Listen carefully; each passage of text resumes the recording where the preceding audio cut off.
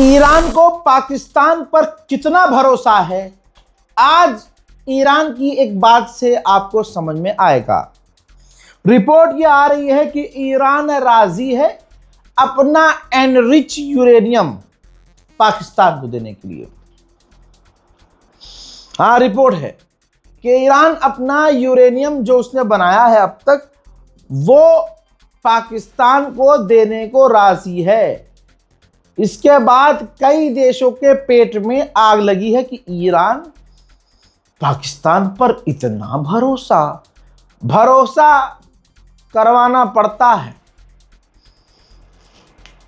इंसानियत के नाते कभी कभी सामने वाले के लिए नरम होना पड़ता है। चुनाव जीतने के लिए, अपने लोगों को खुश करने के लिए हैवान बनने की जरूरत नहीं है हर जगह।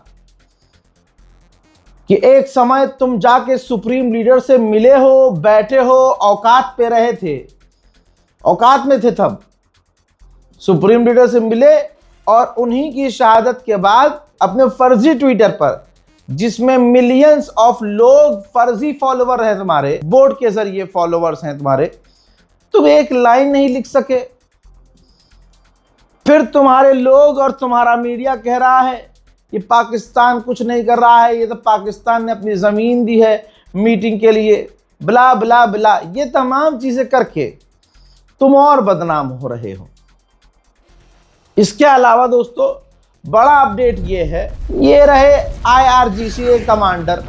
इन्होंने जो बात कही है, वो बात सुनने के बाद मेरे खुद के पेट में दर्द हो रहा है, तो दुश्मन का क्या हाल होगा। उन्होंने कहा, ये जो सामने बैठे हैं IRGC कमांडर, इन्होंने कहा कि अगर दोबारा जंग शुरू हुई तो हम उन मिसाइलों का इस्तेमाल करेंगे जो मिसाइलें हमने इसी महीने बनाई हैं। अल्लाह अकबर। यानी जंग के दौरान ईरान ने मिसाइलें बनाई हैं, दुश्मन को देखने के बाद, परखने के बाद। और यह भी कह दिया है साहब ने कि अगर दोबारा जंग शुरू हुई तो यह जंग ग्लोबल होगी, सिर्फ इलाके में नहीं होगी। और हम पूरी तरह से हर जंग के लिए, हर एक्शन के लिए तैयार हैं। जो भी आज हुआ वो ताबड़तोड़ हुआ। दोबारा से स्ट्रेट ऑफ हॉर्मुज को बंद करना, जहाज़ों को धमकी देना, ये जाहिर सी बात है, इसमें तमाम चीज़ें सही नहीं थी। एक वक्त ऐसा आया कि ईरान ने बहुत बड़ी गलती की। ईरान की नेवी की यह गलती थी, इसको आप मिसकम्युनिकेशन कह सकते हैं, या फिर इसको छुपाने की कोशिश ना करते हुए इस बात को सीधा सीधा मान सकते हैं कि ईरान ने गलती की। ईरान की नेवी ने भारत के जहाज़ों को अप्रूवल दिया। नेवी नहीं, लिस्ट जारी की और कहा कि ये जहाज़ जा सकते हैं। दूसरा जहाज़ था भारत का, तो भारतीय टैंकर वहां से निकलना शुरू हुआ। जब भारतीय टैंकर स्ट्रेट ऑफ हॉर्मुज में पहुंचने लगा तो ईरान की नेवी ने भारतीय टैंकर पर हमला शुरू कर दिया, फायरिंग करना शुरू कर दी। भारतीय टैंकर ने बहुत क्लियर कहा कि सिपा नेवी, आप हम पर हमला कर रहे हैं, फायरिंग कर रहे हैं, जबकि लिस्ट जो जारी की है उसमें दूसरा नंबर हमारा है। आपने पहले हमें जाने की इजाजत दी और फिर हम पर हमला किया। वो ऑडियो सुनिए, आप देखिए। Navy, motor tanker Sanmar Herald, Sepa Navy, you gave me clearance to go. Sepa Navy, this is motor tanker Sanmar Herald, you gave me clearance to go. My name second on your list. You gave me clearance to go. You are firing now. Let me turn back. सुना, भारत के 2 जहाजों के ऊपर हमला हुआ। तीसरा जहाज किसी और देश का था, उस पर बड़ा हमला हुआ और भारत परमिशन लेके आ रहा था। पीछे हमारे 14 जहाज और आ रहे थे। 2 आगे थे जिन पर हमला हुआ, उन्हें मुड़ना पड़ा। 14 पीछे और हमारे भारतीय टैंकर आ रहे थे। 14 उनको भी जब यह खबर मिली कि ईरान ने परमिशन दी और अब मार रहा है, तो उन तमाम जहाजों को मुड़ना पड़ा। 14 वो जहाज और 2 ये। 14, 15, 16 जहाज जो भारत आ रहे थे वापस मुड़ गए। तो ये चीज तो ईरान को भी सोचनी चाहिए कि आप परमिशन दिए हो, या तो आप एडवांस में बता दो कि आप परमिशन डिनाई कर रहे हो, पीछे मुड़ो। ये सीधा ओपन फायर करना टैंकर पर, वो भी उस टैंकर पर जो मित्र है आपका, दोस्त है आपका, कई तरह के सवाल खड़े हुए हैं। यही वजह है कि भारतीय गवर्नमेंट ने ईरानियन एम्बेसडर को समन किया, बुलाया, सवाल किया, पूछा और उनसे पूरा ब्यौरा मांगा है कि पूरा हमें लिखित में दीजिए, बताइए जब आप परमिशन दे रहे हो, आप हमें अपना भाई बता रहे हो और फिर हमारे टैंकरों पर हमला कर रहे हो, एक्सप्लेन कीजिए। मामला इतना गंभीर हुआ कि भारत के विदेश मंत्रालय के द्वारा आधिकारिक स्टेटमेंट जारी किया गया और बताया गया कि हमने ईरान के एम्बेसडर को समन किया और मीटिंग करी, और मीटिंग के दौरान हमने उनसे कहा कि ईरान से कहो कि आपने तो हमें सेफ पैसेज दिया था, आपने हमें रास्ता दिया था, और भारत के व्यूज क्या हैं ईरान को लेकर हमने एम्बेसडर से कहा कि जाकर बताओ, उन्हें बोलो और बताओ। और हमने आलोचना की है जो हमारे जहाज पर, टैंकर पर ईरान ने हमला किया है, यह सीरियस कंसर्न है। हमने पहले ही कहा था कि हमारे जहाजों को सेफ पैसेज मिलना चाहिए और भारत को वो सेफ पैसेज ईरान ने दिया था, तो ये फिर हमला क्यों? उधर मेरे दोस्तों पॉप लियो ने कहा है कि मेरा कोई इंटरेस्ट नहीं है कि मैं डोनाल्ड ट्रंप से बहस करूं, मैं गॉड का मैसेज पहुंचाता रहूंगा, अपना काम करता रहूंगा। अब मंडे को मीटिंग का ऐलान कर दिया गया था, ईरान ने डिनाई कर दिया, अमेरिका ने फिर कहा, पाकिस्तान ने फिर कहा, लेकिन ईरान ने फिर यह बयान दिया है कि हम दोबारा बातचीत तभी करेंगे जब हमारी शर्तों को पहले माना जाएगा। नए सर्वे के मुताबिक अमेरिका की जो नई जनरेशन है, जो अभी वाली जनरेशन है, वो नेतन्याहू को सपोर्ट नहीं करती। इजराइल के प्रधानमंत्री नेतन्याहू की नीति के खिलाफ है अब अमेरिका की नई पीढ़ियां। इस जंग को हर हाल में अमेरिका ही बढ़ा रहा है, क्योंकि असल में वो चाहता है कि कहीं तो मेरी जीत दिखे, वो दिख नहीं रही।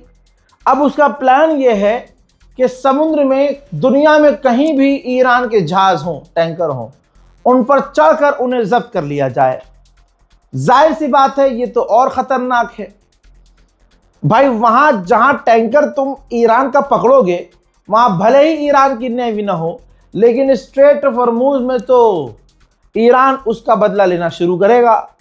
गुलाबी सुअर को बस ये सुनना है कि हाँ जी अमेरिका जीत गया है, इसीलिए तो हर दिन जीत का ऐलान कर रहा है, और असलियत में कुछ और हो रहा है।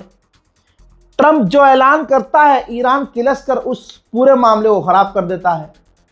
जैसे ही वो जीत का ऐलान करने लगता है कि सीज फायर हो गया है, मतलब ईरान ने स्ट्रेट ऑफ हॉर्मुज खोला, इसने 50 बातें अपने मन से कर दी कि हमने यूं कर दिया तो ईरान डर गया और ईरान ने गेट खोल दिया, रास्ता खोल दिया। हमने ईरान की नेवी खत्म कर दी, ईरान लड़ नहीं सकता है, ईरान औकात में आ गया है, ऐसी सी बातें कही। ईरान ने कहा अच्छा, ईरान ने जवाब तो कुछ नहीं दिया, ईरान ने स्ट्रेट ऑफ हॉर्मुज फिर से बंद कर दिया। यह अमेरिका की बौखलाहट है, हार की बौखलाहट है। उसे बस ये जीतता हुआ दिखाना है अपने आप को, लेकिन वो जीतता हुआ दिखा नहीं सकता क्योंकि ईरान भी पक्का है। उधर इराक से आ रही है फिर से खबर, इराक के अंदर कुर्दिश लड़ाकों के ऊपर एक बार फिर से हमले हुए हैं। कहा जा रहा है कि ईरान समर्थक ग्रुप ने इराक में कुर्दिश लड़ाकों के ऊपर हमले किए।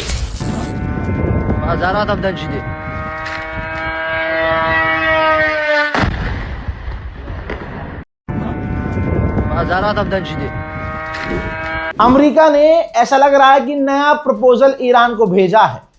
अल जजीरा में ये रिपोर्ट आई है, ब्रेकिंग है, कि ईरान ने कहा है कि अमेरिका का हम प्रपोजल पढ़ रहे हैं, चेक कर रहे हैं, देख रहे हैं, लेकिन हम कॉम्प्रोमाइज नहीं करेंगे, ये भी बात साफ है। ईरान ने कहा जो हमारे हिस्टोरिकल प्लेसेस, जगहों, इमारतों पर हमले हुए हैं, इसके लिए हम अमेरिका और इजराइल पर इंटरनेशनल क्रिमिनल कोर्ट में केस दर्ज करेंगे। उधर ईरान ने फाइनल ऐलान किया है और कहा है कि जब तक ये पूरी जंग खत्म नहीं हो जाती जड़ से, तब तक स्ट्रेट ऑफ हॉर्मूज हमारे हाथों में रहेगा। ईरान की नीति को जो ट्रंप अपनाना चाह रहा था, वो नीति ईरान ने लागू कर दी है और ईरान की नेवी ने ऐलान किया है बाबा। और कोई ये नहीं कह सकता कि देखो कितने लालची हैं, कल तक तुम भी तो यही कर रहे थे। और भाई तुम्हारे मुल्क में तो होता है, नितिन गडकरी जी नहीं करते, एक रोड पर 4 बार टैक्स, 4 बार टोल, ईरान तो 1 बार लेगा। ईरान की नेवी ने कहा कि स्ट्रेट ऑफ हॉर्मूज से वो टैंकर बड़े आसानी से निकलेंगे जो हमको पैसा देंगे। पैसा बाप बड़ा ना भैया, सबसे बड़ा रुपया। और सुनिए आगे ईरान की नेवी ने क्या कहा। ईरान की नेवी ने कहा कि जो हमें पैसा देगा उनको हम लिस्ट में ऊपर रखेंगे, निकलने देंगे जल्दी पहले, और उनकी पूरी सिक्योरिटी हमारी होगी। हम उनको सिक्योरिटी देंगे, उनको गार्ड करेंगे, हमारी नेवी उनको घेर कर वीवीआईपी की तरह निकालेगी। और जो हमको पैसा नहीं देगा वो डिले फेस कर सकता है, लंबा समय इंतजार करना पड़ेगा। और अगर जो हमसे जिद पे आएगा वो स्ट्रेट ऑफ हॉर्मूज में डिस्ट्रॉय कर दिया जाएगा। सोच लीजिए 50 दिन की जंग में $50 बिलियन तेल का नुकसान हो चुका है। हर दिन $1 बिलियन का तेल ईरान ने दुनिया का बर्बाद किया है। ईरान की जंग आप बताओ हकीकत में दुनिया पर भारी पड़ रही कि नहीं। उधर डोनाल्ड ट्रंप अपने टॉप मिलिट्री कमांडर की मीटिंग बुलाने वाला है।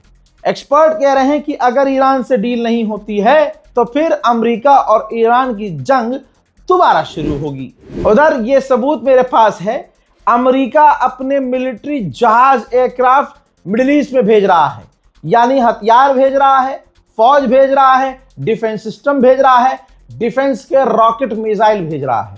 जंग की तैयारी पूरी है। उधर इजराइल भी कह रहा है कि हम भी जंग की तैयारी कर रहे हैं। मेरे पीछे ग्रिड के अंदर एक हल्की फुल्की सी विजुअल्स के साथ, विजिबिलिटी के साथ एक तस्वीर चल रही है। ये ईरान ने जारी की है, पहली बार जारी की है। अमेरिका इजराइल ने, ये वीडियो तब की है जब अमेरिका इजराइल ने ईरान के अंदर एक अस्पताल पर हमला किया। और वीडियो में आप देख रहे हैं कि हमला ऐसा था कि पूरे इलाके में जलजला आ रहा था।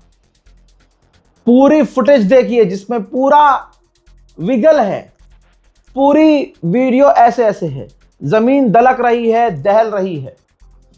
और यह अस्पताल पर हमला था। ईरानी ऑफिशियल ने डोनाल्ड ट्रंप के मुंह में थूका है, ये देखिए। कहा है कि जीरो एनरिचमेंट की बात, यूरेनियम ट्रांसफर की बात और पूरा हॉर्मूज खोल देने की बात, ये जो बातें डोनाल्ड ट्रंप के द्वारा कही जा रही हैं, ये पूरी तरह से फेक न्यूज है और उसका ये अप्रैल फूल है। वो अप्रैल फूल बना रहा है दुनिया। अब तो हालत ऐसी है कि हर दिन सुबह होते होते हमें ये खुशी होती है कि चलो भाई जंग खत्म हुई, अल्लाह का शुक्र है, अब मामला इतना टाइट नहीं है, बयानबाजी होगी, कोई दिक्कत नहीं, घर चलते हैं। जैसे ही सामान पैक करता हूं वैसे कुछ हो जाता है। ये सोने नहीं दे रही जंग मुझे, और ना आपको सोने दे रही है। 50 दिन हो चुके हैं। रजाग्राफी टीम, आप इस बात के गवाह हैं। 50 दिन की पूरी जंग को 24-24 घंटे कवर किया है। एक अकेला एंकर हूं, मेरी टीम चलिए है एडिटिंग करने के लिए, न्यूज वेरिफिकेशन के लिए, तमाम चीजें हैं, लेकिन एंकर अकेला मैं ही हूं। क्या क्या तकलीफों से गुजरा हूं आपको पता है। अभी भी ऐसी बहुत तकलीफें हैं जो मैं आपको बता नहीं रहा हूं। बस थोड़ा तरस खाइए और दुआ में अपने याद रखिए। दुआ में याद रखेंगे तो हिम्मत आती रहेगी, क्योंकि मेरा मानना यह है कि मेरी सबसे बड़ी ताकत आपकी दुआएं हैं। फिलहाल की इस रिपोर्ट में इतना ही। जय हिंद।